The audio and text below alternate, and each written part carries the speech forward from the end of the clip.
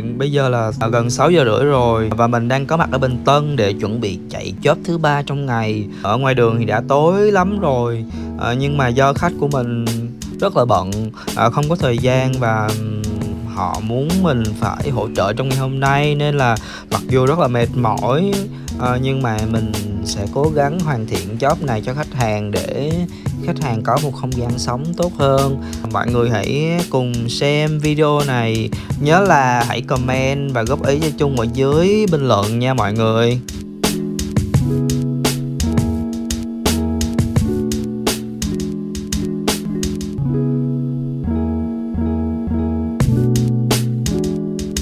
Đây là hiện trạng ban đầu của khách. Phòng này thì khách hàng của mình cũng mới sửa lại nên là cũng còn rất là mới, nên là mình sẽ không cần phải dán tường hoặc là sơn lại. Đây là tình trạng tường, các bạn thấy rất là mới đúng không? Đây, sàn nhà thì cũng còn mới nhưng mà khách hàng của mình họ muốn làm lại cái sàn giả gỗ luôn, nên là hôm nay tụi mình sẽ làm sàn giả gỗ trong tối hôm nay.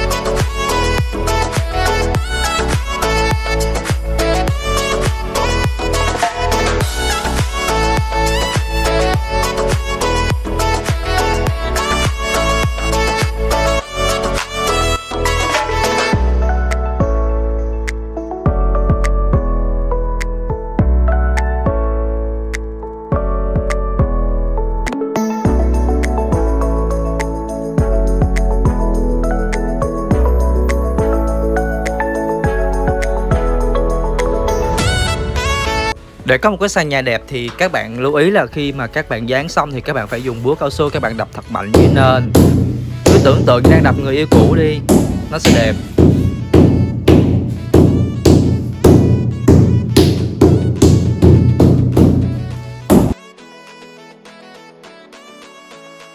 Vì khách hàng của mình muốn có một không gian làm việc nhỏ, một góc làm việc nhỏ trong phòng ngủ, nên là mình sẽ lắp một cái bàn đa năng, có thể gấp lên gấp xuống được, để khách hàng có thể là thuận tiện trong vấn đề làm việc hơn.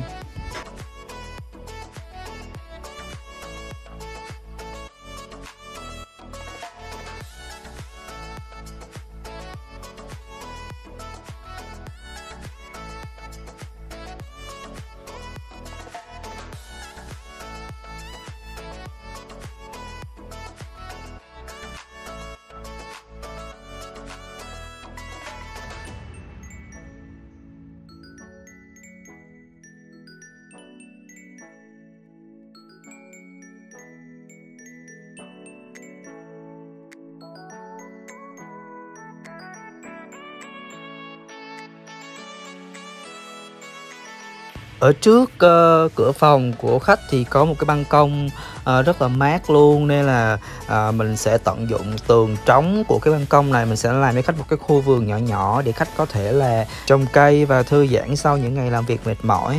Nguyên liệu tụi mình làm đó là những cái kệ gỗ. Đối với những kệ gỗ này nó rất là tiện lợi, các bạn có thể là tự đặt mua về và tự tay làm luôn nha.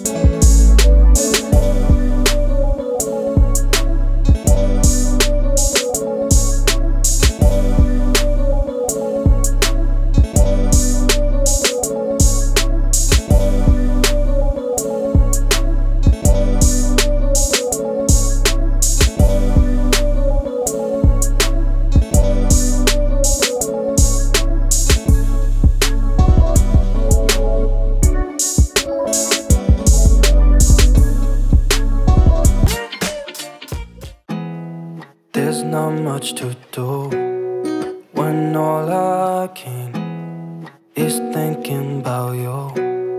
Not doing well, don't know where you are, 'cause you're not here. It's been way too long. If I could lay down beside you, I would. When nothing really matters, that's all I wanna do. I hope that you are safe and that I will see you soon. If I could lay down beside you, I would.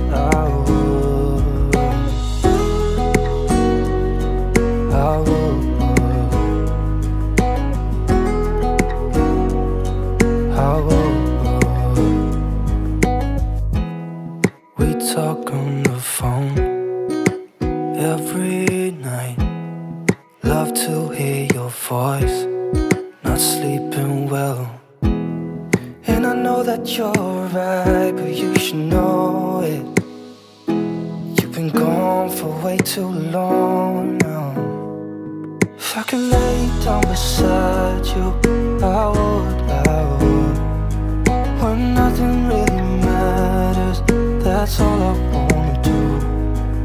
I hope that you are safe and that I will see you soon. If I could lay down beside you, I would. Even if you're gone, I won't forget you.